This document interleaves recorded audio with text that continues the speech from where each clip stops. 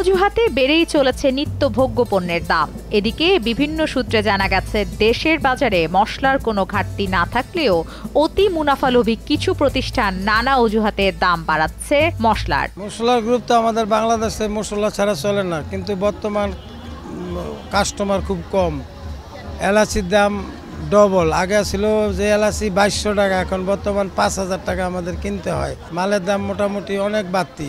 এলাচির দাম বাড়তি, কিশমিশের দাম বাড়তি, কাজু বাদামের দাম বাড়তি, কাঠবাদামের দাম বাড়তি, সব দ্বিগুণ হয়ে গেছে। সোজা কথা, সরকার বুঝবো, সরকার জানে সিন্ডিকেট হয় কিনা, সেটা আমার তো জানার বিষয় না।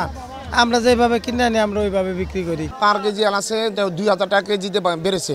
সর্বনিম্ন এলাচ মার্কেটে 4800-5000 টাকা কেজি বিক্রি হচ্ছে এবং উন্নত মানের এলাচ 5600 থেকে 6000 টাকা কেজি বিক্রি হচ্ছে। তো আগের মতো বিক্রি হয় না। যাদের 250 গ্রাম এলাচ দরকার ছিল ওনারা 100 গ্রাম নেয়, আর যারা 100 গ্রাম এলাচ দেওয়ার দরকার ছিল ওনারা শুধু 25 গ্রাম নেয়।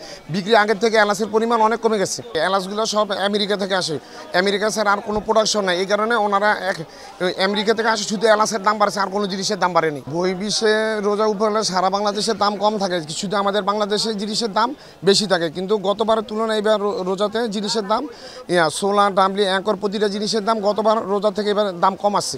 সরকারিভাবে বাজার মনিটরিং না করলে লাগামহীন হয়ে যাবে মশলার বাজার। রাজধানীর বিভিন্ন বাজার ঘুরে এবং সংশ্লিষ্টদের সঙ্গে কথা বলে এসব জানা গেছে। মশলার বাজারে তো দেখতেই পাচ্ছেন অনেক দাম। মধ্যবিত্ত লোকের জন্য অনেক কষ্ট হয়ে যাচ্ছে।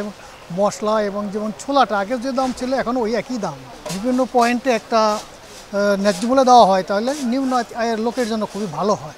দাম মানে তো ঊর্ধ্বগতিতেই চলতে আছে। রোজার মাসে যদি আরও বাড়ে তাহলে আরও সমস্যা হইবে।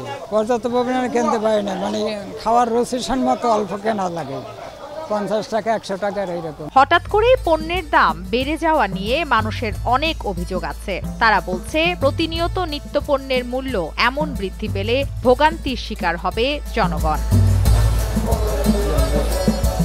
কারণ বাজার থেকে আমিরা আহমেদ, চ্যানেল 9।